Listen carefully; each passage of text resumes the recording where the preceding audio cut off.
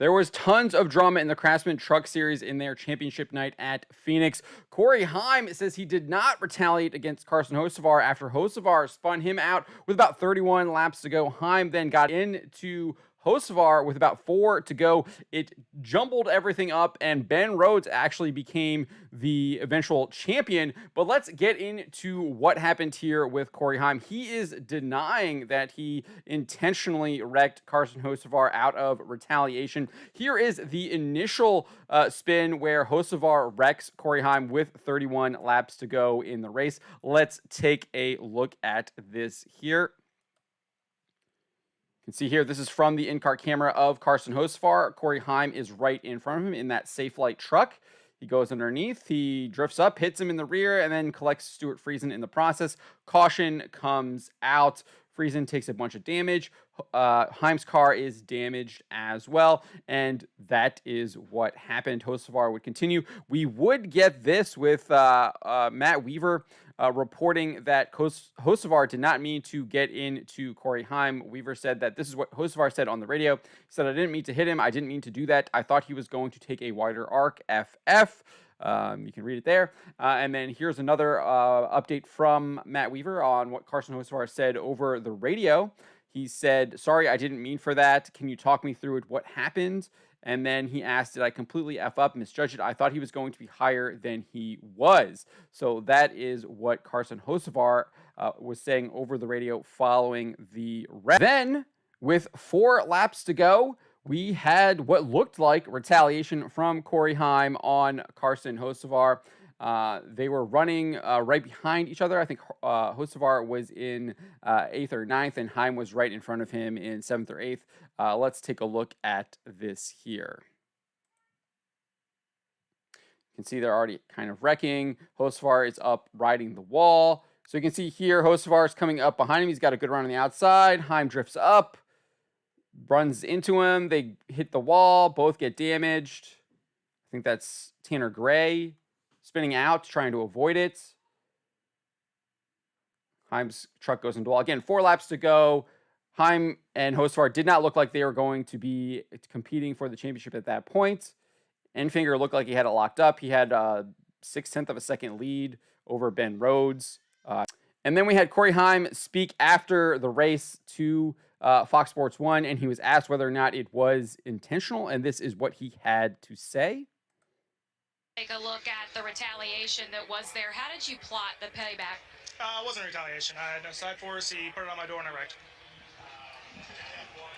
So that is what he had to say, and then he was asked a follow-up here by Alan Cavanna, and this is what he had to say to him in the post-race.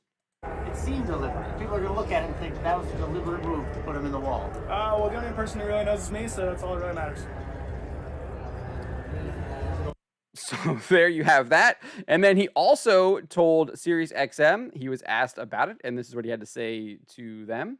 Every time I was 2 or 3 wide, I was out of control with no side force. So, I was hanging on for a while there, and eventually once he put it on my door there out of 2, I completely lost it. So, I've never retaliated on anyone in my entire life. So, I feel like that. I'm going to throw a flag on that. I've watched enough ARCA races between him and Ty Gibbs where both of them retaliated against each other plenty of times. So he's definitely retaliated against people. If you watch any of those ARCA races between him and Ty Gibbs, they were definitely going at each other every single race, dumping each other. I mean, you name it, they were retaliating against each other. So he definitely has retaliated. So I definitely throwing the flag on that. And then I also am going to throw the flag on the idea that Hocevar somehow got him loose and was up on him. I mean, you could clearly see his car was already drifting up the track when Hocevar was kind of getting that run on him before Hocevar even got to the side of him.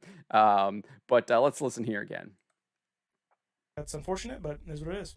And would you go talk to him, or it's beyond you didn't win the championship? Is there a reason to talk to him? I don't know. I mean, I haven't really put much thought into it, to be honest with you. Obviously he will get talked to by a lot of people, I think, and I think I think he knows already what he did wrong. There's really no point in me going to talk to him, but I don't know. We'll see how I'm feeling at some point. he does that. He'll wreck you, and then he'll apologize, and he'll cry, and whatever, and then he'll wreck you again. So it's just Carson. I mean, it is what it is. I completely expected it. I actually drove past my lifting point into one because I saw him in my mirror about to wreck me, and he still wrecked me. So he's gonna wreck someone again. I think that's a given. And he'll apologize, and then he'll wreck someone again. So that's Carson. That's the way it is, and I can't even be upset because he's raced me like that since I was 8 years old racing quarter midgets. So we'll just go to the next one and move on to next year.